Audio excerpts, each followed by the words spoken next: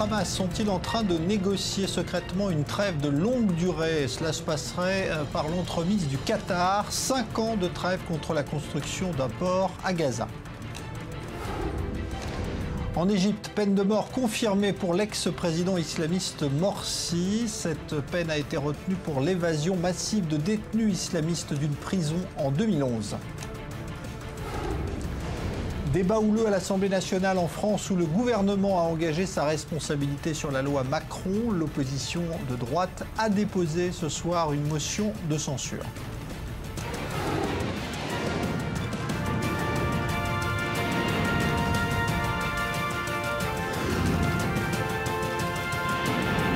Le Grand Direct avec Jean-Charles Banou. Bonsoir. Une trêve de longue durée contre la construction d'un port à Gaza. C'est en substance ce qui serait en train de se négocier entre le Hamas et Israël via l'entremise du Qatar. Une information dévoilée aujourd'hui par un site palestinien et qui n'est évidemment pas commentée côté israélien et même démentie ce soir par un responsable du Hamas, comme le veut la tradition entre ces deux parties officiellement ennemies. Maxime Pérez. Israël et le Hamas sont-ils proches de s'engager à une trêve de longue durée? Tout semble l'indiquer en coulisses et la balle serait dans le camp du mouvement islamiste palestinien. Son numéro 2, Moussa Abou Marzouk, a été dépêché samedi à Doha, au Qatar. Il y examine un document présenté par Nikolai Mladenov, le tout nouvel émissaire de l'ONU au Proche-Orient. L'accord consisterait en une trêve de 3 à 5 ans renouvelable, conditionnée à la construction d'un port maritime à Gaza. Il s'agit là de l'une des principales revendications des groupes armés palestiniens qui exigent la levée du blocus imposé par Israël. Ce port pourrait être placé sous le contrôle d'instances internationales. Un rôle qui pourrait être attribué à l'Europe, très active depuis plusieurs semaines pour éviter que la situation à Gaza ne tourne au désastre humanitaire et à une nouvelle escalade de violence entre Israël et le Hamas. Voilà pourquoi lors de sa visite il y a une quinzaine de jours, Frank-Walter Steinmeier, le chef de la diplomatie allemande, avait tant insisté sur la nécessité d'agir vite. La vérité, mesdames et messieurs, c'est que la reconstruction et le développement ne réussiront que quand ce sera certain que d'ici, de la bande de Gaza, aucune roquette ne sera lancée, que Gaza ne soit plus une base de lancement de roquettes. Voilà pourquoi la sécurité des voisins est la condition au développement, ce dont les gens ont tant besoin ici. Reconstruction contre sécurité, une équation que rejetterait le djihad islamique, rival du Hamas à Gaza. Mais selon des sources palestiniennes, il consentirait à monnayer son silence contre le partage du pouvoir avec le Hamas. Le possible accord de trêve entre Israël et le Hamas fait aussi un autre mécontent, l'autorité palestinienne. À Ramallah, les responsables du Fatah ont accusé Israël de pactiser avec les islamistes pour accroître la division entre Gaza et la Cisjordanie. Enfin, ce cessez-le-feu met en valeur 2 nouveaux médiateurs dans la région, la Turquie et le Qatar, au détriment de l'Égypte. La preuve, s'il en fallait, que les cartes continuent d'être redistribuées au Proche-Orient. Alors, quel crédit apporter à ces informations, puisqu'évidemment personne ne confirme officiellement. Bonsoir Yitzhak Levanon. Bonsoir, vous êtes ambassadeur d'Israël, vous avez été en poste au Caire. Évidemment, personne ne va commenter, mais ça ne veut pas dire qu'il n'y a pas des contacts quand même indirects. Jean-Charles, je vous fais remarquer une chose, que toutes ces informations nous arrivent de sources palestiniennes, plus précisément de Hamas. Et c'est évident pourquoi. Parce que si ça s'avère que nous, on est en train d'arriver à ce genre de houdna ou de cessez-le-feu à longue durée, ceci permettra, avec la reconstruction de Gaza bien sûr, ceci permettrait à Hamas de rester au pouvoir. Donc il a intérêt de propager ce genre de choses. Maintenant, si on arrive et on essaye de déchiqueter un tout petit peu ces informations pour voir. Premièrement, à mon avis, 5 ans, une durée de 5 ans de la part d'Israël, ce n'est pas une longue durée. On ne peut pas dire à la population civile en Israël que bon voilà, et nous sommes en 2015, en 2020, on va reprendre la guerre contre Gaza. Ce n'est pas possible. La seconde chose, d'après ces informations qui ne sont pas confirmées de la part d'Israël, c'est qu'il y aura la construction d'un port. Pas d'un aéroport, un port. Maintenant, la construction d'un port, ça nécessite entre 3 et 4 ans. Ceci veut dire, pratiquement parlant, c'est que dès l'instant que le port est terminé, la Houdna aussi serait terminée, si c'est pour 3 ans. Donc, ils peuvent reprendre, disons, l'hostilité contre Israël. Donc, tout ça ne marche pas exactement dans la logique que moi je vois. Ouais. Alors, il y a évidemment le rôle du Qatar qui reviendrait, on va dire, sur la scène là, des négociations, alors que jusqu'à présent, on sait que l'Égypte tentait de jouer un rôle. Ça vous semble plausible que le Qatar, aujourd'hui, soit un intermédiaire pour les deux parties? J'en doute, carrément j'en doute, parce que le Qatar n'a pas changé de position, il n'a pas changé son appui et son aide pour les frères musulmans ou pour, disons, le courant islamiste radical. La Turquie, bien sûr, enfin, dans la position actuelle de Erdogan et de ce qu'il a dit contre nous, c'est pas possible qu'Israël voit la Turquie et le Qatar en tant que partenaires pour ceci. La position israélienne, je suis complètement convaincu, la politique israélienne aussi, c'est que de voir en Égypte le vrai partenaire pour faire avancer les choses, exactement comme ça s'est passé pendant la guerre de Gaza. Je vous ferai remarquer que la première semaine après la guerre de Gaza, c'était l'Égypte qui est venue, avec l'accord et le consentement d'Israël, d'arriver avec un programme et que le Hamas l'a rejeté et l'a accepté seulement après 50 ans de lutte. Donc pour Israël, je crois qu'il n'y aura pas de changement en ce qui concerne l'accord avec l'Égypte ou en voyant l'Égypte en tant qu'intermédiaire préféré plus que le Qatar et la Turquie sans aucun doute. Si on regarde la situation froidement quand même aujourd'hui, on écoutait le ministre allemand tout à l'heure le dire, ouais. Le statu quo est intenable, il faudra faire quelque chose pour reconstruire Gaza et soulager... Le statu quo est intenable parce que la population civile à Gaza, on en a marre de Hamas. Et le Hamas sait très bien que s'il n'y aura rien, que ce soit une houdna ou la reconstruction ou l'injection, disons, d'une aide genre plan Marshall, par exemple, je crois qu'il aura des problèmes avec la population civile. Le second point, c'est que, regardez, il y a une crise et qu'il faut y remédier. La troisième chose, c'est que l'Égypte, elle a fermé le passage entre le Gaza et l'Égypte. Le seul pays qui est en train d'aider aujourd'hui Gaza, c'est Israël, avec 800 camions qui rentrent chaque jour à Gaza, mais ce n'est pas suffisant. Donc, de point de vue du Hamas, oui, il est intéressé pour une durée de long terme, et je répète, 5 ans, pour nous, ce n'est pas long terme, de reprendre cette reconstruction de Gaza et de lui permettre de rester au pouvoir. Alors je voudrais qu'on dise un mot, Yitzhak Levanon, de ce qui se passe au nord maintenant ce soir, puisqu'il y a environ 1 heure, eh bien, Israël a déclaré la fermeture d'une zone située dans le nord du plateau du Golan, frontalier avec la Syrie, et ce en raison des combats qui se déroulent actuellement côté syrien entre les rebelles djihadistes autour de villages druzes. On sait qu'il y a une solidarité très importante entre les Druzes d'Israël et les Druzes de Syrie. On se prépare à un possible afflux de réfugiés. Un possible débordement des combats côté israélien. Qu'est-ce qu'Israël peut faire quand il parle de venir en aide justement à ces réfugiés et de ne pas accepter de les voir se faire massacrer? Jean-Charles, 2 choses. Qu'Israël a déclaré une zone fermée au nord du plateau de Golan, ça n'a rien à voir avec les luttes internes en Syrie. Ça a oui à faire avec les manifestations pour limiter un peu, disons, le passage des gens et éviter, disons, de problèmes. Ça, c'est un point. La seconde chose, c'est qu'Israël, il y a 4 ans, elle a mis des lignes rouges. Et une des principales lignes rouges, c'est que nous, on n'intervient pas dans ce qui se passe en Syrie, à moins qu'il y ait une attaque contre Israël. S'il y a une attaque contre Israël, nous, on riposte.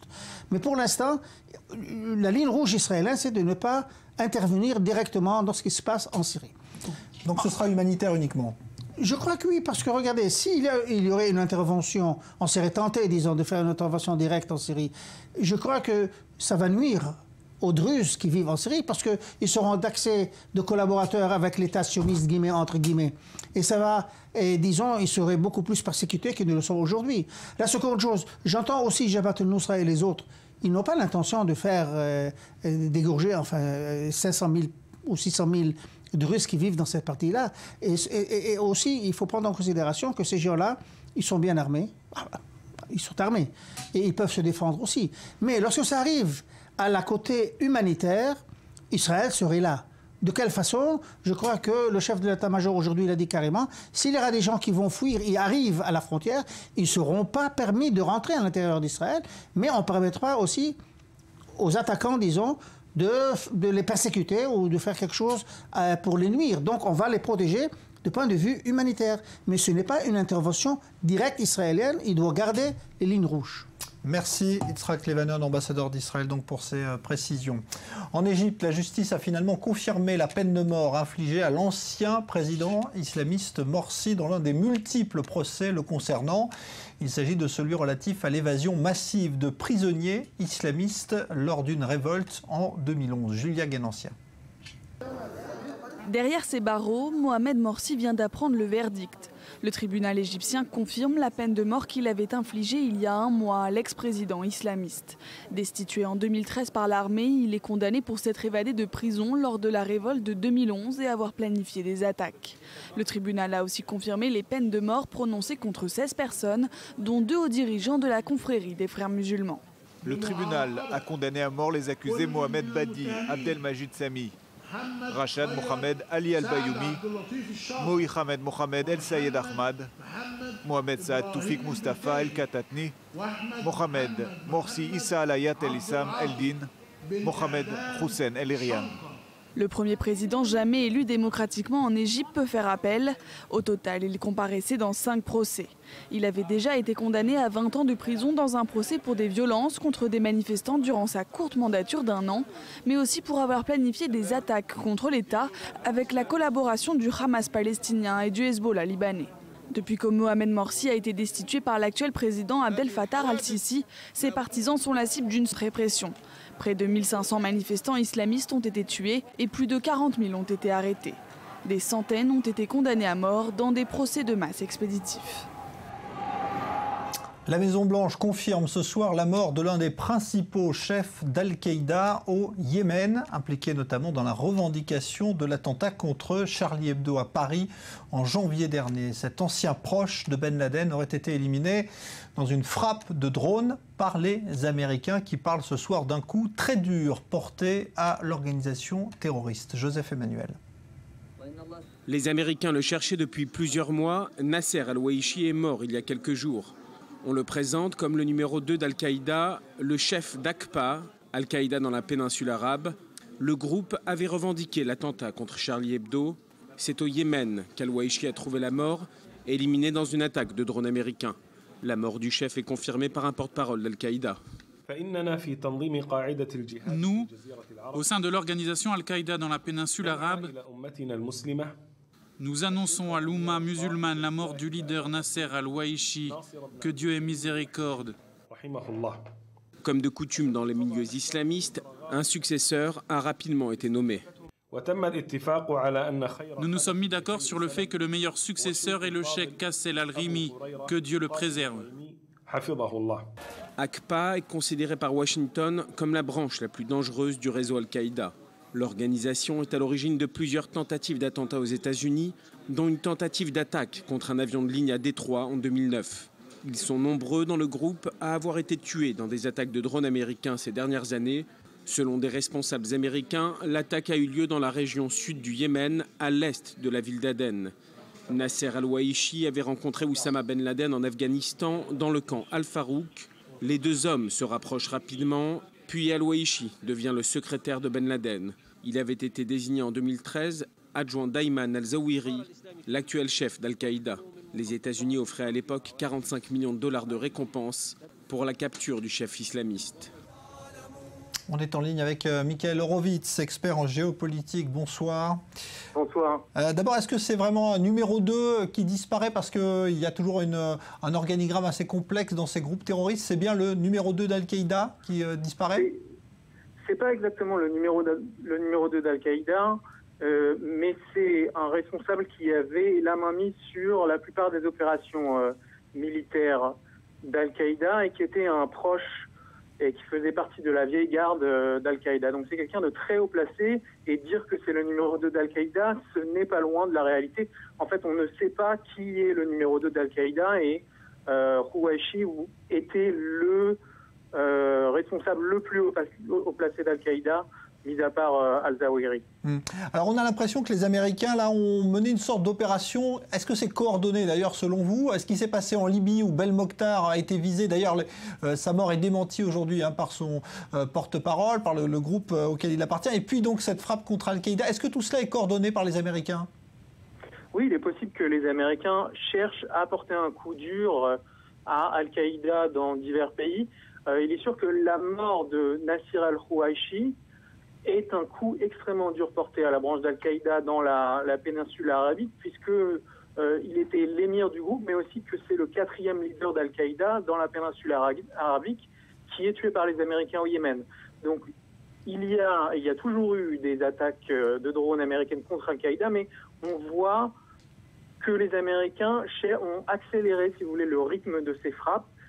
C'est sans doute pour porter un coup à Al-Qaïda, un coup significatif en, si vous voulez, créant des tensions à l'intérieur du groupe, en cherchant à aussi faire comprendre que ces responsables d'Al-Qaïda qui ont tué, qui ont du sang américain sur les mains, vont être traqués par les forces américaines qui n'oublient pas donc les attentats qui ont été perpétrés ou qui ont été planifiés par ces leaders. Dernière question, Michael Horowitz. Est-ce qu'on sait où se trouve le numéro 1 d'Al-Qaïda, Al-Zawahiri, aujourd'hui? Est-ce qu'on a une idée de l'endroit où il peut se trouver? On a une idée de l'endroit où il peut se trouver. Ça fait quand même très longtemps que Ayman al-Zawahiri n'est pas apparu dans une vidéo. Beaucoup de supporters d'Al-Qaïda, par ailleurs, ont demandé à ce que al-Zawahiri apparaisse dans une vidéo, puisqu'il n'est pas apparu depuis l'émergence de l'État islamique. Donc, on a, si vous voulez, les supporters d'Al-Qaïda demandent à ce que Zawahiri commence à s'exprimer sur ce qui se passe avec le chiisme, si vous voulez, dans le djihadisme mondial. On pense que Ayman al-Zawahiri pourrait être dans les zones tribales du Pakistan à la frontière avec l'Afghanistan, mais il est extrêmement difficile de savoir pour l'instant où est le chef d'Al-Qaïda, puisqu'il ne s'est même pas exprimé depuis plusieurs mois au moins. Bon, et Belmokhtar, qui aurait été tué en Libye, mais qui finalement est donné vivant par ses partisans aujourd'hui, on donne du crédit à cette information, qui le dit encore vivant? Oui, il est fort possible qu'il soit encore vivant. D'abord, il faut voir la séquence par laquelle la mort de Belmokhtar, qui n'est pas confirmée, a été annoncée. En fait, vous avez eu une frappe américaine sur une ferme au sud d'Ajdabia, une ville en Libye. Donc des avions américains qui ont lancé une attaque avec des missiles et des bombes de très haut tonnage. Et ensuite, vous avez le gouvernement libyen qui a annoncé la mort de Belmokhtar, et la nouvelle a été diffusée de par le fait par toutes les agences de presse mondiales. Mais en fait, étant donné le modus operandi de l'attaque, c'est-à-dire une attaque aérienne, il était très peu probable que, dans un temps assez limité, le gouvernement libyen ait pu identifier Belmokhtar, puisque ce genre de frappe rend extrêmement compliqué l'identification des militants, à la différence, par exemple, de l'opération qui avait été menée contre Ben Laden, où vous avez des troupes au sol qui ont été envoyées contre le complexe où était Oussama Ben Laden. Donc, effectivement, depuis le début, il y avait quelque chose de bizarre et d'illogique dans la nouvelle qui avait été donnée. Par ailleurs, Belmokhtar a été annoncé mort plus, si vous voulez, au moins 3 ou 4 fois, et il est toujours réapparu dans des vidéos ou dans des communiqués. Merci Michael Horowitz. Donc je rappelle que vous êtes expert en géopolitique. À Genève, les négociations sur le conflit au Yémen tournent au dialogue de sourds. Les représentants des rebelles refusent en effet de dialoguer avec le gouvernement yéménite. Et ce dernier réclame, avant toute discussion, un retrait des rebelles. Aucun espoir donc de voir ces discussions aboutir. En France, le gouvernement veut faire appliquer sa fameuse loi réformant l'économie d'ici au 14 juillet prochain. Et bien pour faire passer cette loi Macron très controversée, c'est une nouvelle fois le 49.3 qui est brandi ce soir à l'Assemblée. Bonsoir Léa. Bonsoir Jean-Charles. Alors effectivement, la menace avait été brandie et elle a une nouvelle fois été mise à exécution. Le gouvernement engage sa responsabilité sur ce texte. Alors pour Manuel Valls, cette décision est prise pour le bien du pays tout entier. Le Premier ministre a même doublé le ministre de l'économie qui était censé parler avant lui au pupitre de l'Assemblée. C'était cet après-midi. Je connais les immobilismes et les conservatismes. Et je sais aussi que certains préfèrent les postures à la réforme. Parce que ce texte soutient l'emploi, parce qu'il va redonner du pouvoir d'achat, parce que c'est un texte de progrès, Pour toutes ces raisons, j'agirai avec la même responsabilité et avec la même détermination que le 17 février. Alors le résultat de cette prise de parole a été immédiate. L'opposition a tout simplement quitté la salle. Le patron des Républicains dans l'hémicycle, Christian Jacob, a justifié cet acte ainsi. L'Assemblée a été humiliée par cette interdiction des débats. Ouais, ce qui signifie que les débats ont d'ailleurs été particulièrement houleux. Exactement. On a vu une écharpade entre Manuel Valls et Christian Jacob. Et le chef des Républicains à l'Assemblée, eh bien, n'y est pas allé avec le dos de la cuillère. L'heure était aux attaques personnelles. Monsieur le Premier ministre, quand comprendrez-vous que votre arrogance et votre suffisance insupportent au plus haut point les Français? Votre orgueil démesuré vous a conduit, une fois de plus, à la politique des coups de menton. Ces coups de menton qui ne trompent plus personne d'ailleurs, mais finalement c'est cela votre marque de fabrique. Alors, la gauche du PS a également versé dans la critique pour le frondeur Christian Paul. Cet usage du 49.3 est un échec collectif et une faute politique. Alors, quelles sont les prochaines étapes maintenant ? Écoutez, premièrement, le vote de la motion de censure jeudi. Une motion qui, soyons clairs, n'a aucune chance quasiment d'être votée à la majorité absolue. Deuxièmement, le texte va être adopté en nouvelle lecture en fin de semaine. Il va ensuite partir au Sénat pour revenir à l'Assemblée. Et François Hollande a déclaré ce matin que l'adoption définitive du texte devrait intervenir avant le 14 juillet. Merci Léa Berdugo. Pour la première fois au Parlement européen, un groupe d'extrême droite a été formé aujourd'hui sous l'impulsion de la présidente du Front National, Marine Le Pen. Mais querelle familiale oblige, son père, Jean-Marie, n'en fait pas partie. D'autres formations européennes, en revanche, s'y retrouvent. Léa Berdugo. Marine Le Pen en rêvait depuis un an, c'est désormais chose faite. Le Front National a réussi la formation d'un groupe parlementaire depuis le raz-de-marée des élections européennes. Composé de 7 nationalités, critère nécessaire à la formation d'un groupe, il compte 37 eurodéputés, dont 2 Polonais du parti d'extrême droite KNP et une ancienne élue britannique de l'UKIP. Pour l'eurodéputé néerlandais Geert Wilders, la formation de ce groupe eurosceptique est une victoire. Today, it's D-Day. Aujourd'hui, c'est le grand jour, c'est le début de notre libération. Nous sommes enfin arrivés à ce jour de la libération. Mais je crois vraiment qu'aujourd'hui est un moment historique. Cette nouvelle formation, baptisée Europe des Nations et des Libertés, sera présidée par la chef du Front National et un eurodéputé du PVV néerlandais, allié historique du FN. Marine Le Pen apparaît, elle, plus que satisfaite. Le groupe va représenter une force de frappe politique sans commune mesure avec notre situation précédente. C'est l'aboutissement d'une année de travail. La création de ce groupe n'empêche pas la poursuite des brouilles familiales au sein du clan Le Pen. Il a été annoncé que le père de Marine, Jean-Marie, ne ferait pas partie du groupe. En signe de soutien, son lieutenant Bruno Gollnisch a indiqué qu'il n'en serait également pas membre. Les avantages liés à ce groupe sont nombreux. Possibilité de revendiquer des commissions ou des sous-commissions, subventions de l'Union européenne sur la durée de la législature et bien sûr une meilleure visibilité pour les partis d'extrême droite au Parlement. Et s'il y a un sujet qui est en train d'éprouver la fameuse solidarité européenne, c'est celui des migrants venus du continent africain. La France et l'Italie sont d'ailleurs en désaccord sur la manière de procéder pour accueillir ceux qui sont considérés comme des réfugiés politiques et les autres. La frontière franco-italienne est actuellement sous très haute tension. Chloé Demoulin. Ces policiers italiens tentent de faire monter les migrants dans un autocar de la Croix-Rouge.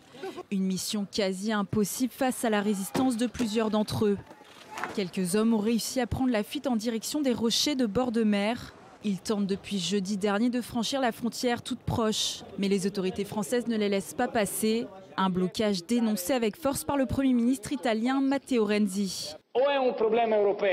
Soit c'est un problème européen et nous le réglons tous ensemble, soit l'Europe ferme les yeux et l'Italie doit gérer cela.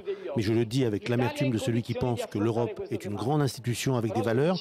Face à ce problème, aucun égoïsme national ne fonctionnera. Il est nécessaire que tout le monde s'y intéresse et y travaille. Une réunion de crise a été organisée en urgence au Luxembourg. Mais pour le ministre de l'Intérieur français, la frontière avec l'Italie n'est pas bloquée. La France y fait seulement respecter les directives européennes. Lorsque des migrants franchissent les frontières alors qu'il est établi que leur arrivée s'est faite en Italie, il est normal qu'ils soient réadmis en Italie, et nous avons d'ailleurs des accords. Nous procédons donc actuellement à des contrôles pour que ces accords soient respectés. Le ministre se trouve justement au Luxembourg pour examiner le programme de prise en charge des demandeurs d'asile proposé par la Commission européenne. Un plan destiné à soulager la Grèce et l'Italie submergées par les arrivées de migrants en Méditerranée. Mais les 28 sont bien loin de la conclusion d'un accord. En cause, les réticences d'une dizaine de pays envers la méthode des quotas afin de répartir les migrants entre les États membres et le refus pur et simple de plusieurs dizaines d'autres pays de participer au programme.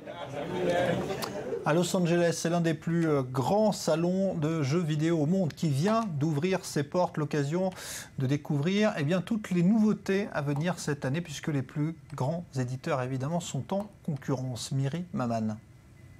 C'est le rendez-vous incontournable des fans des jeux vidéo. Le salon mondial E3 a démarré lundi soir à Los Angeles. Et à l'honneur pour cette édition 2015, la réalité virtuelle. Les joueurs, casques sur la tête et les yeux, plongent directement dans le scénario du jeu. La société Oculus, qui fait partie de la galaxie Facebook, a présenté récemment son casque de réalité virtuelle Rift. De son côté, le géant japonais Sony va présenter son propre casque d'immersion totale dans les jeux, le projet Morpheus. Je pense que nous assistons à une évolution historique du jeu vidéo, point. Une évolution qui redéfinit pas uniquement notre façon de jouer, mais qui élargit l'attrait de la PlayStation à plus de gens que jamais. Pendant ces 3 jours de salon, les constructeurs présenteront les dernières innovations et surtout les tout nouveaux jeux au grand plaisir des fans. Cette présentation était géniale. Ils m'ont éclaté avec l'annonce des jeux de la Xbox 360. Ça déchire. Des jeux toujours plus réalistes, des accessoires de plus en plus performants. L'industrie des jeux vidéo a un bel avenir devant elle. Encore un candidat à l'investiture républicaine pour la présidentielle aux États-Unis. Il s'agit du milliardaire new-yorkais Donald Trump, qui avait déjà participé à plusieurs primaires lors de campagnes aux États-Unis. Il est âgé de 69 ans, vous le voyez à l'écran, il s'est déclaré tout à l'heure donc à New York pour cette course où il y a énormément de candidats côté républicain, un peu moins côté démocrate, puisque là c'est Hillary Clinton qui est quasiment assurée d'être investie. On va se retrouver dans un instant pour évoquer un dessin animé mis en scène par le ministère des Affaires étrangères israélien et qui déplaît fortement à l'association des journalistes étrangers opérante en Israël. On va tout vous expliquer dans un instant après la pause. À tout de suite.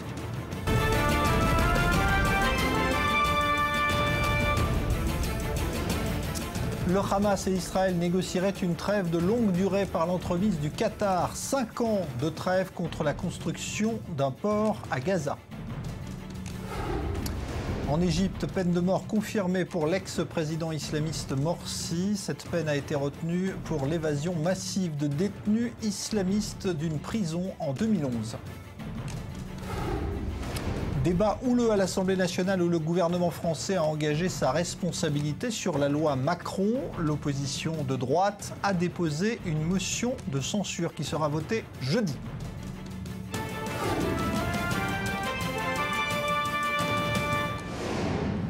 Dans la guerre, des images qui opposent souvent Israéliens et Palestiniens. Le gouvernement israélien a choisi d'illustrer à sa manière ce qu'il appelle le manque de discernement de la presse étrangère lors du dernier conflit à Gaza. C'est un dessin animé qui va utiliser l'ironie qui a été mis en ligne et qui provoque d'ailleurs la colère de l'association des journalistes étrangers en Israël. Joseph Emmanuel. Is it on? Can I start? Ils l'ont plutôt mal pris, ce film d'animation, les journalistes internationaux qui couvraient l'opération de l'été dernier à Gaza. Le film est produit par le ministère des Affaires étrangères israélien dans un but avoué de ridiculiser une façon bien particulière des journalistes de s'obstiner à ne pas voir ce qu'ils ne veulent pas voir. 50 secondes, un journaliste en direct et ses commentaires qui le tournent en ridicule. Notre homme sur le terrain face caméra explique à ses téléspectateurs que les Gazaouis tentent de vivre des vies tranquilles. En arrière-plan, un homme tire une roquette, des images proches de certaines scènes filmées à Gaza l'été dernier. Autre scène, et même ironie, le journaliste se trouve dans un tunnel creusé par le Hamas. Ces tunnels qui joueront un rôle d'importance dans les infiltrations d'islamistes sur le territoire israélien. Mais le reporter présente le lieu comme le premier métro palestinien, une construction, dit-il, pour faire entrer Gaza dans le XXIe siècle. Troisième et dernière scène, notre homme affirme qu'il n'y a aucun doute sur le pluralisme de la société palestinienne. En arrière-plan toujours, un homme armé et encagoulé kidnappe un vendeur de rue dont le stand est décoré du drapeau homosexuel. En conclusion, une jeune femme remet au journaliste une paire de lunettes. Un slogan apparaît, ouvrez les yeux, le terrorisme est au pouvoir à Gaza. Cette animation coïncide avec une récente campagne engagée par le gouvernement israélien. Une campagne pour défendre les agissements de son armée, alors qu'un rapport onusien est sur le point de sortir, un rapport qui, selon Israël, sera partial et défavorable. Mais l'ironie de cette vidéo n'est pas du tout du goût de l'association de la presse étrangère. Elle s'est dite surprise et alarmée et trouve la vidéo inappropriée et trompeuse. Une réaction prévisible, en tout cas attendue par le ministère des Affaires étrangères d'Israël, un ministère qui entre visiblement dans ce que beaucoup d'observateurs nomment une guerre d'image trop longtemps ignorée par Israël. Le porte-parole des Affaires étrangères défend donc son film. Il rappelle que la presse étrangère n'a rapporté les méfaits du Hamas que plusieurs semaines après la fin de la guerre. Alors on va aller évidemment essayer d'en savoir un petit peu plus sur ce qui a présidé autour de cette démarche. Et justement, on est en duplex avec le ministère des Affaires étrangères, son porte-parole Emmanuel Narshon. Bonsoir à vous, merci de nous accorder quelques minutes. Qu'est-ce que vous avez voulu faire passer comme message à travers ce dessin animé, Emmanuel Narshon ? Voilà, alors il faut savoir qu'en fait ce dessin animé est le troisième dans une série de tels dessins animés que nous avons produits ces derniers mois. Et le but était d'illustrer de manière un peu humoristique et avec un certain clin d'œil certaines des situations auxquelles nous avons fait face lors de l'opération à Gaza l'été dernier. Dans ce cas particulier, c'est le sentiment très très fort que nous avons eu, et c'est un sentiment d'ailleurs qui se base sur des données objectives, selon lequel certains journalistes, pas tous, mais certains journalistes n'ont pas transmis les informations qu'ils avaient récoltées à Gaza lors de l'opération militaire. Et donc, le but de ce film, c'est un peu d'ouvrir les yeux tout en faisant un petit clin d'œil. Mais on voit que l'association, notamment de la presse étrangère en Israël, a très mal reçu ce message, puisqu'elle trouve cela un petit peu humiliant, presque dégradant, justement, la manière dont cela est présenté dans ce dessin animé. J'ai franchement l'impression, parce que j'ai beaucoup de respect envers cette association de la presse étrangère ici et je travaille avec eux régulièrement, mais j'ai vraiment l'impression qu'il manque un peu de sens de l'humour. Parce que le but de ce film n'était absolument pas d'humilier ou de dire de mauvaises choses sur les journalistes étrangers de manière générale, mais tout simplement de faire un petit clin d'œil dont le but était de dire, écoutez, certains d'entre vous ont vu les faits et ont choisi de ne pas les reporter. Alors justement, il y a eu, on l'a noté en tout cas l'été dernier, pour la première fois en tout cas, des journalistes étrangers qui ont fait état de ces fameux tirs de roquettes depuis les zones civiles. Vous avez noté ce progrès ou pas ? Oui, alors nous avons noté un certain progrès, mais il faut aussi dire qu'il y a beaucoup de journalistes qui ont préféré faire état des tirs de roquettes seulement après la fin de l'opération militaire, en disant qu'ils étaient sous menace du Hamas et donc ils ne pouvaient pas utiliser tous ces matériaux qu'ils avaient filmés. Donc nous nous sommes trouvés dans une situation où des reporters qui étaient sur place ne disaient pas toute la vérité, probablement ou peut-être parce qu'ils avaient peur, et nous avons vu les résultats uniquement après la fin de l'opération militaire. Et ça a créé une situation qui a faussé totalement l'image que nous avons reçue donc de ce qui se passait dans la bande de Gaza. Et c'est exactement ça le but du film. Emmanuel Narshon, dans cette guerre d'image aussi qui existe entre Israël et les Palestiniens, notamment sur la scène internationale, est-ce que l'humour peut être, à votre avis, une arme efficace parce que les Palestiniens, eux, utilisent parfois des images plus crues ?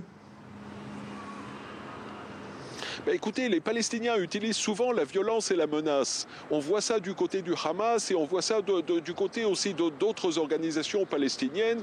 Nous avons préféré utiliser l'humour. C'est quelque chose de beaucoup plus doux, de beaucoup plus sympathique et qui invite au dialogue. C'est pour ça que je suis un peu surpris et un peu déçu, je dois vous dire, par la réaction virulente de l'Association des journalistes étrangers ici en Israël. Je crois qu'ils auraient dû comprendre qu'il s'agit d'un clin d'œil et rien de plus.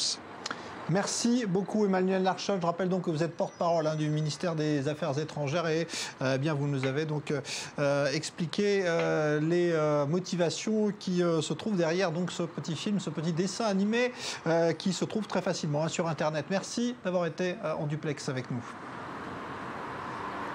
Merci beaucoup. Voilà, et on va continuer d'en parler ici avec Serge Dumont. Bonsoir, vous êtes correspondant pour le quotidien Le Soir de Belgique, de Bruxelles. Et puis Daniel Haïk, qui est analyste politique sur i24 News. Bonsoir Daniel. Il y a deux choses, Daniel, dans ce que fait Israël là. Il y a le fond et la forme. Il faut parler évidemment de la forme, ce dessin animé un petit peu drôle, mais qui fait pas rire tout le monde. Et puis il y a le fond, ce qui est dit dedans, est-ce que c'est vrai ou pas? C'est ça aussi qui interpelle. Sur la forme, on va dire un mot. Vous savez qui est le nouveau ministre des Affaires étrangères du nouveau gouvernement de Binyamin Netanyahou? C'est Binyamin Netanyahou lui-même. Et on ressent d'une certaine manière quelque part l'empreinte de Binyamin Netanyahou à travers ce petit dessin animé. Un peu cette forme d'ironie que l'on a vu aussi dans les clips qui ont été diffusés pendant la campagne électorale. Rappelez-vous ces clips où Binyamin Netanyahou était devenu une sorte de babysitter de certains Israéliens. C'est un peu le même style, c'est l'ironie. C'est un peu d'humour. Un humour qui ne convient peut-être pas à tout le monde, qui visiblement ne convient pas à certains journalistes de la presse étrangère, mais on sent l'empreinte de Binyamin Netanyahou qui a décidé de prendre à bras-le-corps d'une certaine manière cette forme de communication, d'utiliser les moyens modernes de communication pour essayer de faire passer à la fois l'image d'Israël, d'améliorer l'image d'Israël, mais aussi essayer de montrer l'absurdité d'une situation, que les choses ne sont pas aussi simples que veuillent le décrire certains des journalistes, et il faut surtout se garder de faire des généralités dans le cas précis.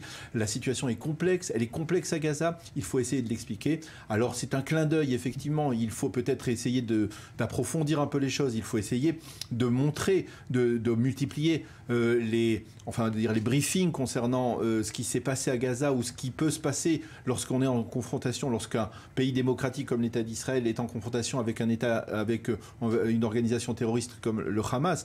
Mais je crois que quelque part, c'est un bon signe pour l'État d'Israël de savoir que il y a, d'une manière ou d'une autre, une sorte de volonté de riposter à cette guerre des images en essayant d'apporter sa propre contribution. Alors, Serge Dumont, pourquoi est-ce que ça ne m'amuse pas, ça ne vous amuse pas, vous, sans doute, d'avoir vu ce dessin animé? Non, moi, ça ne m'amuse vraiment pas du tout. Moi, je trouve ça lourdingue, stupide.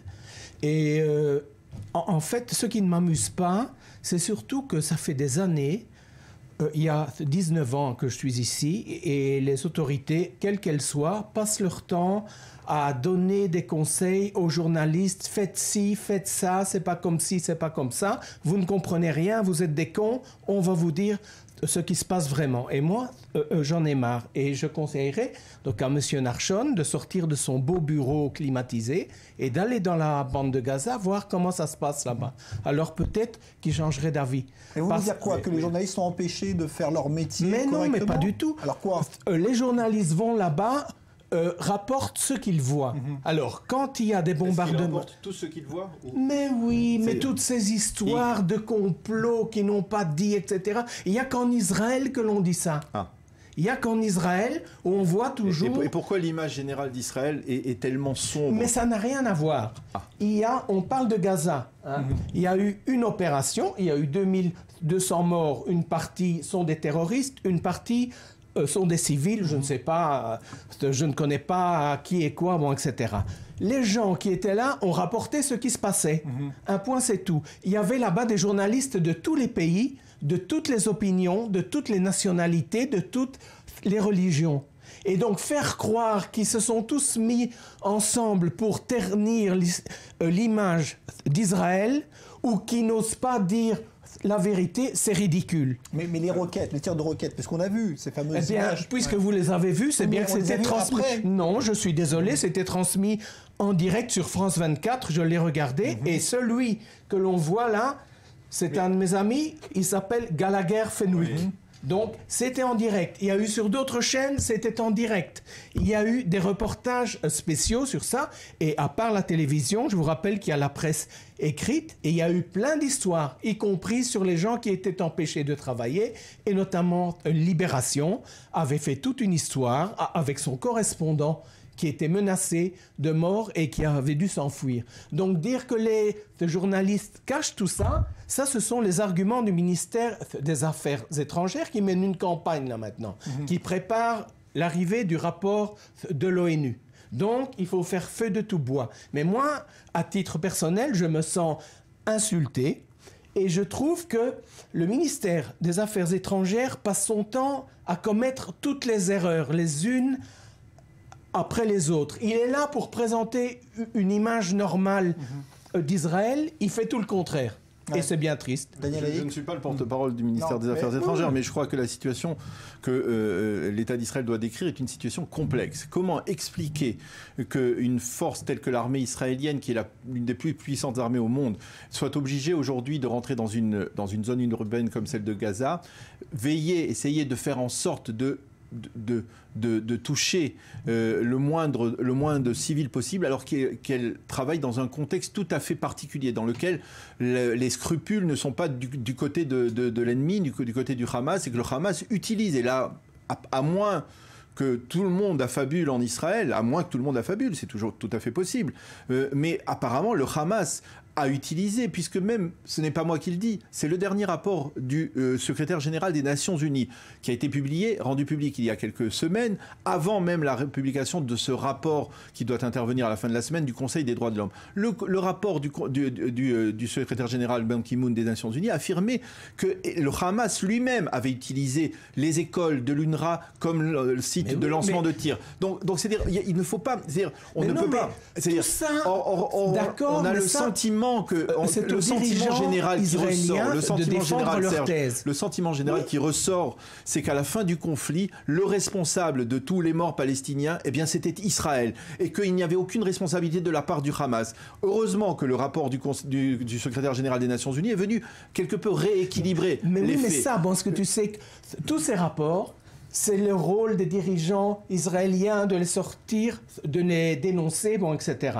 Mais le rôle du ministère des Affaires étrangères, encore une fois, c'est pas d'attaquer les correspondants de la presse étrangère qui sont là et qui font leur métier. Il y en a plus de 400 ça dépend si on considère qui se ça comme une attaque. Tout le temps, ça n'est pas une sorte de franc-maçonnerie. Ce sont des gens de toutes les opinions, de tous les pays. Je sais bien. Il y a de tout. Mais ça dépend justement comment on considère ce petit film, si on le considère comme une véritable attaque, ou alors si on le prend avec c'est-à-dire, on prend tellement de choses, on tolère tellement de choses de la part des Palestiniens, on accepte tellement d'irrégularités, de violations des droits de l'homme, de violations des Palestiniens.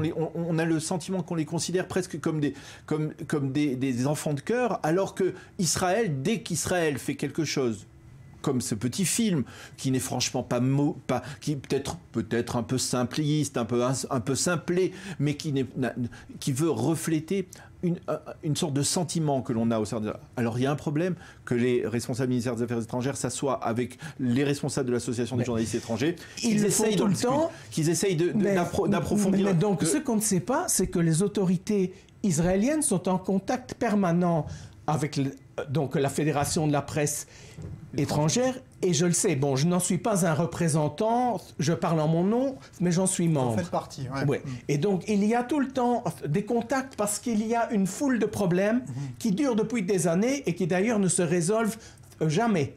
Des gens qui ne peuvent pas passer avec leur caméra, des gens qui ne peuvent pas passer dans une voiture blindée, des histoires de permis de conduire, enfin...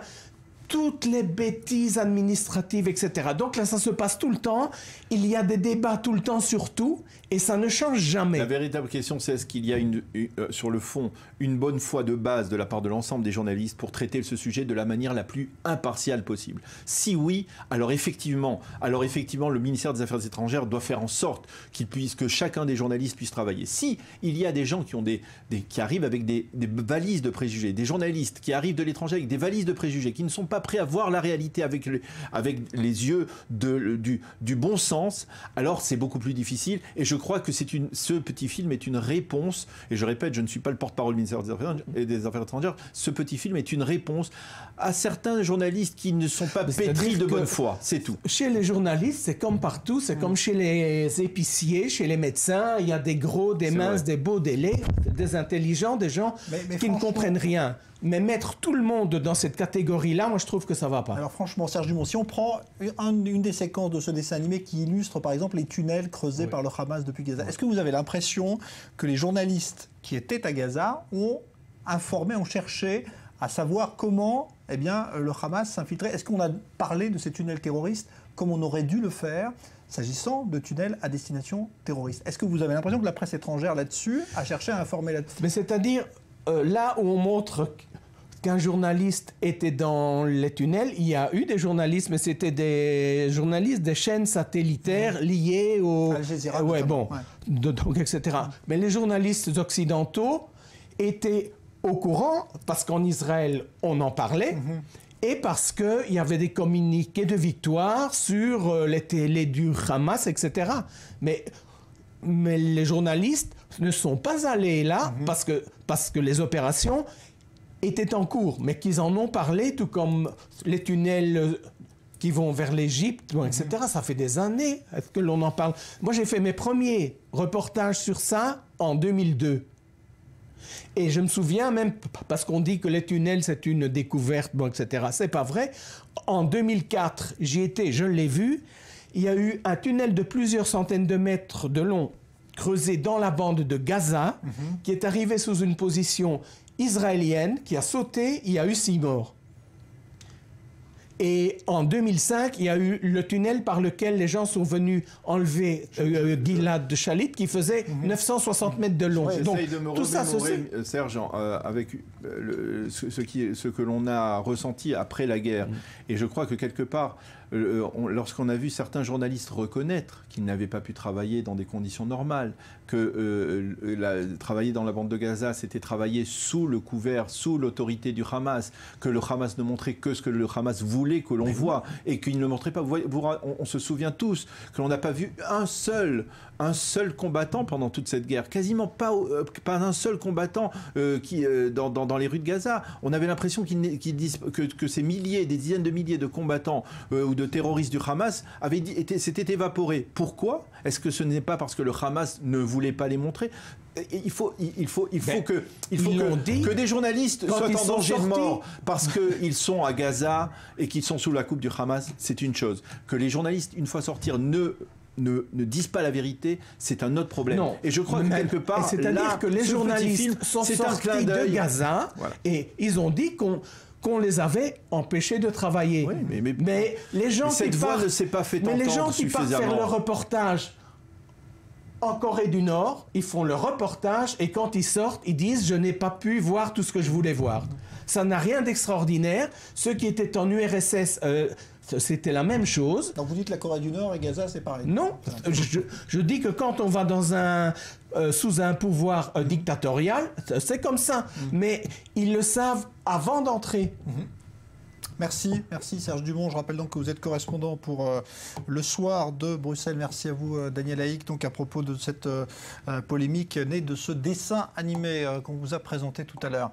Direction à présent la prison la plus sécurisée d'Israël, celle où sont enfermés les criminels de droit commun considérés comme les plus dangereux et où l'on a rarement l'occasion de rentrer avec une caméra. C'est un reportage signé Mathias Inbar. Oubliez les clichés, l'enfer des prisons dépeint dans les séries télévisées. Ici, on a une autre conception du milieu carcéral. Et pourtant, à Chita, l'une des prisons les plus sécurisées d'Israël, la majorité des détenus purgent une peine de plus de 20 ans. Certains ne connaissent même pas leur date de sortie et sont enfermés depuis plusieurs décennies. Mais pour le commandant de la prison, Avichai Ben Amou, il est crucial de donner un espoir à ces assassins et autres gros bonnets de la mafia israélienne. Ce n'est pas moi qui ai décidé de les emmener ici dans cette prison. C'est pour cela que tous les prisonniers reçoivent le même traitement, quel que soit leur passif. Je crois que tout commence par la discipline positive. Alors pour ce faire, des classes d'études sont mises en place. Ces prisonniers ne savaient ni lire ni écrire. La scène n'était pas préparée. Ahmad remercie devant nos caméras le commandant de la prison. Je voudrais vous dire merci. Je ne voulais pas venir ici étudier. Je ne savais ni lire ni écrire. Ça fait 3 ans que je suis là et j'ai pris 20 ans. Mais j'ai l'impression d'avancer. Je veux passer toute ma peine ici, étudier, avoir mon bac. Autre exemple de réinsertion, ces cartonneries destinées ensuite aux grandes surfaces de supermarchés. Ici, les prisonniers qui ne sont plus jugés comme dangereux gagnent un salaire. Il aura fallu quelques années à Zohar pour rentrer dans le rang. Selon ses propres termes, il n'a épargné aucun compagnon de cellule lors de ses 2 premières années d'emprisonnement. J'étais considéré comme un prisonnier à problème. Mais après 21 ans d'emprisonnement, j'ai reçu cette chance de pouvoir m'en sortir. Je travaille ici et je suis des sessions contre la colère et pour la maîtrise de soi. Je vais vous dire, ici, il n'y a pas de différence entre les prisonniers. Un parrain de la mafia devra me regarder droit dans les yeux et nous devrons également le respecter. Du petit poisson à la grosse baleine. Il n'y a pas de hiérarchie dans cette prison, confirme Avichai. Des grands chefs de la mafia aux simples criminels. Les récentes arrestations des parrains de la Cosa Nostra israélienne ont pourtant de quoi l'inquiéter. Cela ne me fait pas peur. D'une certaine mesure, c'est un défi. C'est aussi parfois inquiétant. Je peux vous dire que certains sont déjà dans ces murs. Alors comment jongler entre le tout sécuritaire et les relations de proximité avec ces prisonniers? Comment voir surtout, au-delà de la raison pour laquelle ces personnes ont été inculpées, des mafieux, Zeev Rosenstein, à Yigal Amir, l'assassin de l'ancien Premier ministre Yitzhak Rabin. C'est pour cela que je n'ai pas peur de revoir mes anciens détenus. Cela s'est déjà passé, ils m'ont salué, m'ont serré la main. Israël est un petit pays, vous savez. Il y a 8 cellules dans cette mini-cour, une des prisons les plus sécurisées d'Israël. 600 prisonniers vivent ici, parmi lesquels 100 purgent une peine de prison à perpétuité. Une découverte archéologique qualifiée de majeure en Israël. Cela concerne la période du roi David, soit 1 millier d'années avant Jésus-Christ. Et ce sont des inscriptions datant de cette époque méconnue qui viennent d'être retrouvées. C'est un événement particulièrement rare. Reportage Uri Shapira, Léa Volbert. La vallée des Térébintes, au sud-ouest de Jérusalem. Une région rendue célèbre par la fameuse bataille biblique de David contre Goliath et qui continue de nous livrer de fascinants secrets de cette période. Aujourd'hui, des inscriptions sur une amphore vieille de 3000 ans sont exposées pour la première fois dans les locaux des autorités des Antiquités d'Israël à Jérusalem. Cette inscription est totalement différente. Chaque lettre est très clairement écrite. La distance entre chaque lettre est toujours la même et nous pouvons donc deviner que c'est écrit de la main d'un excellent scribe. Les chercheurs ont déchiffré un nom sur l'amphore, celui d'un certain Eshbaal ben Beda. D'après le professeur Garfinkel, c'est la première fois qu'il est fait mention de ce nom. Dans le récit biblique, il existe bien un Eshbaal qui fut proclamé roi d'Israël, mais il est décapité 2 ans plus tard et sa tête est présentée au roi David à Hébron. Les chercheurs ne peuvent pas affirmer s'il s'agit là du même Eshbaal, mais ils s'accordent sur un point, ce nom n'était répandu que du temps du roi David. C'était probablement un homme riche qui porte son nom. Il est probablement instruit, il savait lire et écrire. La plupart de ses contemporains ne savaient pas lire ou écrire. Pour le professeur Garfinkel, cette preuve de l'importance des temps bibliques a de quoi convaincre même les plus sceptiques.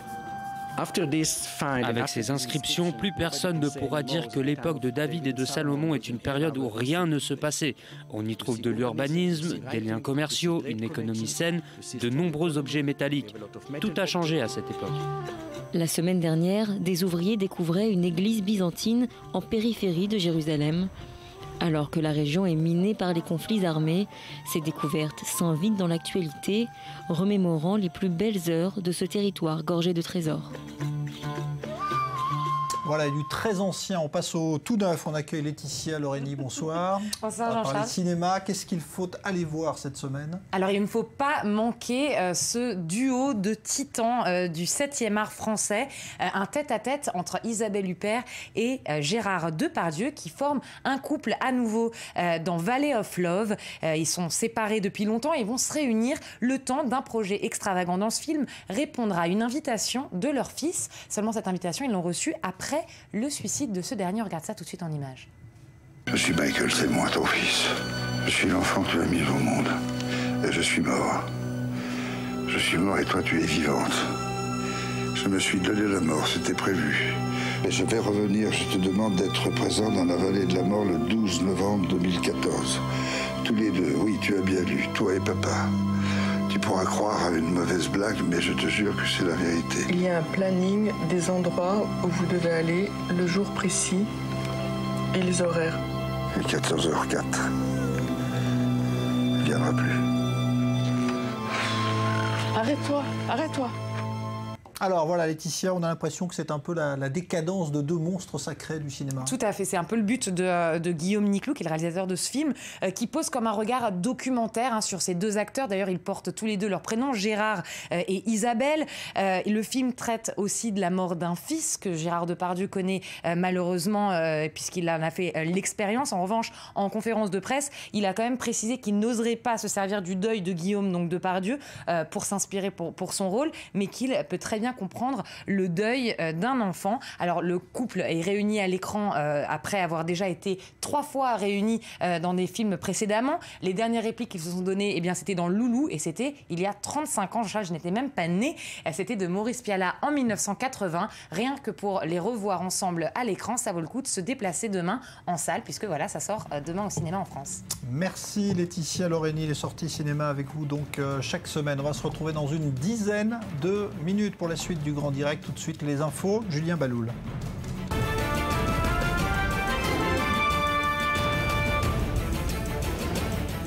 Le retour du Grand Direct, on va parler beaucoup économie d'ailleurs et sport au cours de ces 20 minutes. L'économie, c'est d'abord le salon aérien du Bourget avec ses images et la présentation aujourd'hui d'un prototype d'avion totalement électrique. Il est mis au point par l'avionneur Airbus. Vous voyez que c'est un avion de très petite taille et il y a donc encore très loin avant qu'il ne transporte un jour des passagers sur des lignes commerciales, mais c'est une évolution majeure. Donc l'électricité peut-être un jour au service de l'aérien. On est en ligne justement depuis le Salon du Bourget avec Gadi Cohen qui est vice-président d'Israël Aéronautique Industrie. Bonsoir Gadi Cohen. Bonsoir Jean-Charles. Alors comment se portent justement les compagnies israéliennes dans ce secteur de l'aéronautique ? Les industries aéronautiques israéliennes en général et Israël Aerospace Industries en particulier jouent un rôle très important dans le développement de l'aéronautique mondiale et dans le domaine de la défense et dans le domaine du commerce. Nous sommes les pionniers des drones, nous sommes un joueur principal dans le développement d'avions-missions, de radars très sophistiqués, de systèmes antibalistiques de très haut niveau technologique. Et donc dans le domaine de la défense, nous sommes considérés comme un des pionniers et des développeurs de l'industrie aéronautique mondiale. Dans le domaine du commerce, nous avons des activités variées, aussi bien dans le développement d'avions d'affaires, dans la conversion d'avions de passagers en cargo et dans l'aérostructure, dans les sous-traitances que nous faisons pour Boeing et j'espère bientôt pour Airbus. Gadi Cohen, est-ce qu'il y a des nouveautés majeures à attendre sur ce salon du Bourget, notamment en termes de nouveaux appareils ? C'est intéressant de signaler, il n'y a pas eu d'annoncement de nouveaux produits ou de nouvel avion, ni par Boeing, ni par Airbus, ni par d'autres compagnies. Aujourd'hui, je pense que les compagnies essayent de de profiter au maximum des derniers avions qui ont été lancés, puisque dernièrement, il y a Boeing qui a lancé le 787 et Airbus qui a lancé l'Airbus 350. Donc aujourd'hui, concentre tous les efforts pour essayer de développer des dérivatifs pour prendre le maximum de profit de ces avions qui ont entraîné des investissements très impressionnants, qui ont été à la pointe de la technologie au niveau système, au niveau structure, au niveau matériaux composés. Et donc je pense qu'il va prendre un certain temps jusqu'à ce que nous voyions des nouveaux avions qui vont décoller dans les cieux de l'aviation mondiale pour l'instant, jusqu'à ce que ces programmes aient récupéré et aient accumulé un minimum de ventes pour justifier les investissements impressionnants qui ont été faits dans ces deux programmes. Merci Gadi Cohen, donc vice-président d'IAE Israël, présent donc au Salon du Bourget. Puis un chiffre, 37 milliards de dollars, c'est le chiffre donné ce soir au deuxième jour de ce salon. Total des contrats passés, contrats donc dans l'industrie aérienne. On va parler de football à présent et après une saison désastreuse. Le club du Milan AC, qui appartient toujours à Silvio Berlusconi, a choisi aujourd'hui de limoger son entraîneur, ancien attaquant vedette d'ailleurs du Milan AC, Filippo Inzaghi. Il sera remplacé par le Serbe Mihajlovic, qui fit autrefois les beaux jours du voisin et rival milanais, l'Inter Milan. Lise Barenbaum. Ça n'aura duré qu'une année. L'ancien attaquant de légende du Milan AC, Pippo Inzaghi, est limogé du poste d'entraîneur de l'équipe. C'est un tweet officiel du club qui a annoncé son renvoi avec effet immédiat. La très modeste 10e place en Serie A n'a pas aidé l'entraîneur de 41 ans qui avait pourtant signé pour 2 saisons l'été dernier. Inzaghi a échoué à ramener le club au premier plan. Avec une seule victoire pour 4 défaites et 2 nuls en 2015, les Rossoneri ont connu l'un de leurs pires débuts d'année en Serie A. Pire, sur l'ensemble de la saison, avec 13 victoires pour 13 nuls et 12 défaites, le Milan AC rate la marche européenne pour la 2e année consécutive. Un échec que les supporters imputent à Inzaghi. Avec une moyenne de 1,3 buts pris par match, le coach italien affiche le pire ratio de l'ère Berlusconi. Inzaghi avait succédé à son ancien équipier néerlandais Clarence Seedorf il y a 1 an. Milan voulait libérer Inzaghi avec un accord à l'amiable, mais l'entraîneur a refusé. Il ne touchera donc que sa première année. Et le club n'a pas perdu de temps. Moins d'1 heure après le tweet du limogeage, le Milan AC a annoncé que le nouvel entraîneur serait Sinisa Mihajlovic via Twitter également. Le Serbe de 42 ans s'est engagé pour 2 saisons. Il avait déjà annoncé ce week-end aux 24 heures du Mans que d'ici 15 jours, il serait aux commandes du club. Le club lombard compte sur Mihajlovic qui vient de qualifier la Sampdoria pour l'Europa League pour se relancer. En coulisses, le président Silvio Berlusconi est en négociation officielle avec le Thaïlandais Bitaeshobol pour vendre 48% des parts du club et agir sur le marché des transferts estivales avec cette manne financière.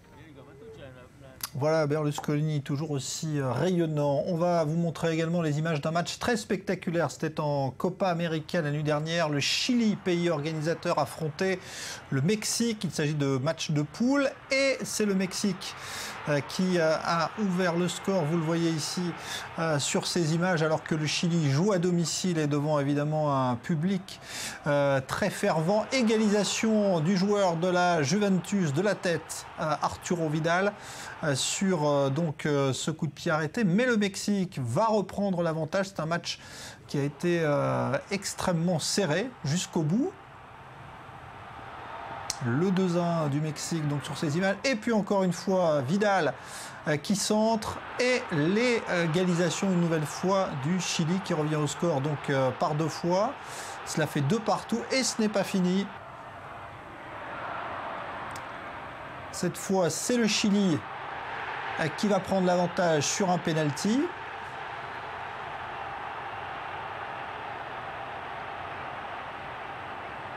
Et c'est encore une fois Arturo Vidal de la Juventus qui donne l'avantage. Le Chili croit sans doute avoir fait le plus dur, mais les Mexicains, qui ont fait un très bon match, eh bien, vont logiquement revenir au score en fin de partie. 3 partout, c'est le score final. C'est une petite contre-performance pour le Chili qui est évidemment à domicile et donné comme favori de ce groupe où tout est possible.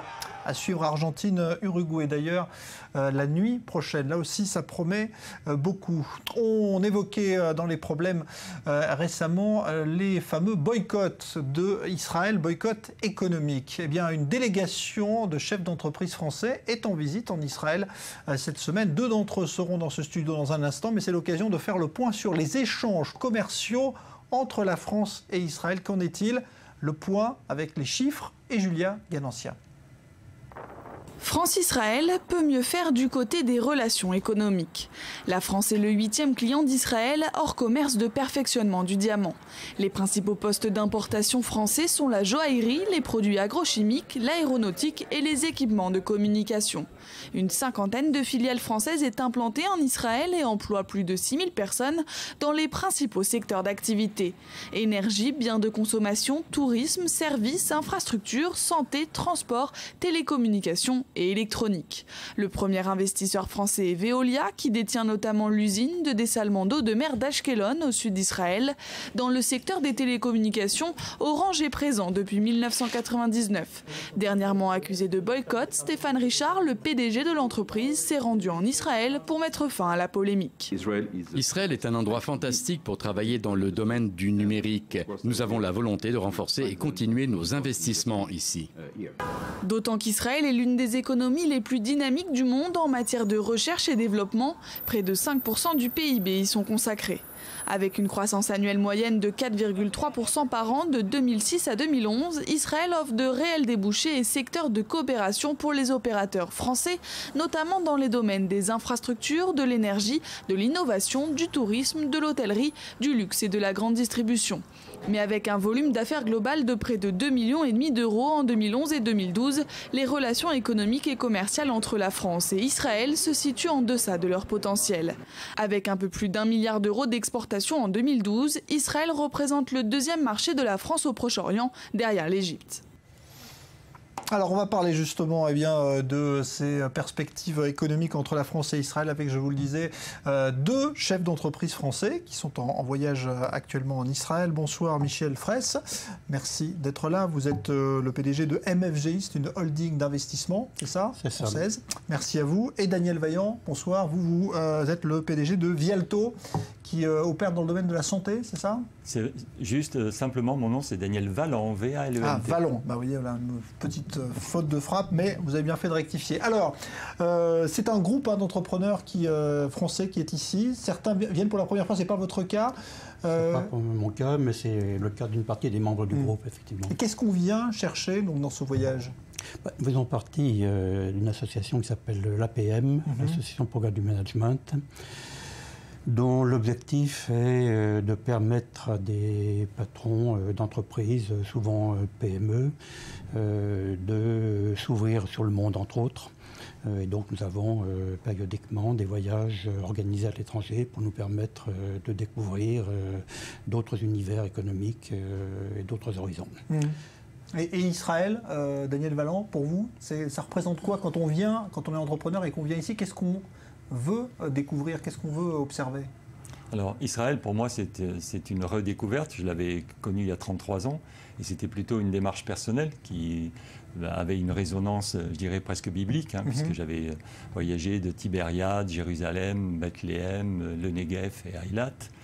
Et là, ce que j'ai voulu redécouvrir, c'est une autre facette, c'est l'Israël moderne, en essayant de trouver une cohérence entre, je dirais, ce chemin du peuple juif depuis l'Antiquité, qui abandonne une terre, qui la retrouve, qui se trouve le dos à la mer aujourd'hui, entouré de qui vous savez, et qui, par son énergie, par son dynamisme, par sa créativité, cherche à, souhaite s'ancrer dans cette terre. Michel Fraisse, c'est aussi ce que vous venez voir, comment les hautes technologies ici dont on vante les mérites dans le monde et attirent autant d'investisseurs de partout, c'est ça que vous recherchez? C'est un des sujets qui m'intéressait effectivement, et je dirais que je n'ai pas été déçu parce que j'ai vu effectivement. Mais comment vous l'expliquez? Parce que quand on est en France, est-ce qu'on a ce regard attiré immédiatement par cela Israël? Est-ce que pour vous, Israël, ça représente aujourd'hui les hautes technologies ou est-ce qu'il y a autre chose? Est-ce que l'aspect politique prend le dessus? Pour moi, Israël, c'est un ensemble. On peut avoir des approches extrêmement diverses vis-à-vis d'Israël. Bien sûr, une approche politique ou géopolitique, mais également une approche économique. Et c'est vrai que l'on entend dire souvent qu'Israël est un acteur important du monde des hautes technologies, mais c'est une chose d'entendre dire et autre chose de le toucher du doigt. Alors, ensuite, moi, ce qui me frappe, c'est qu'un pays qui est géographiquement petit, encastré au fond de la Méditerranée. C'est un département français, presque. Oui, c'est une région française. Comme souvent, beaucoup, le petit pays est extrêmement tourné vers l'international. J'ai été très frappé par le fait que tous les gens que nous avons rencontrés nous ont apparu connectés avec, je dirais, le monde entier, par des relations universitaires, des relations commerciales, des relations industrielles. Et c'était un des éléments tout à fait intéressants pour nous. Mais la France, pourtant, apparaît un peu en retrait en termes de présence ici. Comment vous l'expliquez? Il y a par exemple des secteurs entiers comme les banques où la France n'est quasiment pas représentée. Je pense qu'il y a une parfaite méconnaissance de ce pays de la part de l'intelligentsia française notamment. Et quand on regarde, quand on est dans ce pays, on trouve une parfaite cohérence. On sent qu'il y a une parfaite synergie entre une volonté gouvernementale, une organisation sociale qui fait que tous les jeunes font un service militaire, se forment lors de ce service militaire et ensuite rebondissent dans des start-up et font preuve d'une créativité dans des centres qu'on a vus, l'université Ben Gurion, Weizmann, etc. Donc il y a vraiment, moi je trouve, une cohérence et tout ça, c'est complètement méconnu en France. Ouais. Mais pourquoi, à votre avis? Est-ce que c'est l'aspect politique? Est-ce qu'en France, on insiste plus sur les conflits? Moi, je pense qu'on est complètement obnubilé par l'aspect politique, l'aspect technologique. On a entendu parler des drones, mais bon, voilà, c'est à peu près tout ce dont on sait d'Israël. Et moi, j'ai le sentiment aussi que la France, enfin, si je trace un parallèle, moi, j'ai trouvé qu'on était un pays frileux par rapport à ce que je vois ici, quoi. On sent un enthousiasme, une volonté de sortir, d'aller sur le marché mondial, de faire preuve de créativité. Et tout est mis en cohérence vers cet objectif de mondialisation de la part du peuple d'Israël. Moi, je sens beaucoup d'énergie. Il y a des choses dont la France pourrait s'inspirer, à votre avis? Est-ce que ce serait transposable, à votre avis, Michel Fraisse? Il y a sûrement des choses qui sont transposables. Bon, après, les contextes sont différents. Mais ce que nous avons vu dans les laboratoires de recherche, l'Institut de Weizmann, par exemple, ou l'Université Ben Gurion, serait sûrement transposable en France. Davantage d'autonomie, par exemple. Ouais. On a vu récemment, je vais terminer là-dessus, mais je vais vous demander votre sentiment, le patron d'Orange qui a eu des mots malencontreux, qu'il a regretté ensuite en disant qu'il s'il pouvait, il se retirerait d'Israël. Puis après, il a dit qu'il n'avait pas l'intention du tout de se retirer, lié évidemment à la pression internationale concernant le conflit palestinien. Est-ce que c'est quelque chose qui doit impacter l'économie, à votre avis? Non. Moi, à mon avis, il y a le business et la business, la politique et la politique. Est-ce qu'on fait bien de la politique en France aujourd'hui sur ce théâtre du Moyen-Orient? Bon, c'est un vaste sujet. On a dîné hier soir avec des politiques. On ne les a pas beaucoup entendus parler sur ce sujet, puisqu'il y avait une délégation que vous allez rencontrer bientôt, je crois, de députés français qui étaient avec nous hier soir. Moi, je pense qu'on ne devrait pas mélanger le politique et l'économique. Merci à tous les deux. Merci Michel Fraisse, merci Daniel Valland, et donc bonne continuation pour votre visite de l'économie israélienne. Merci d'être venu dans ce studio. Dans un instant, nouveau point sur l'actualité. Ce sera avec Julien Baloul. Bonne soirée.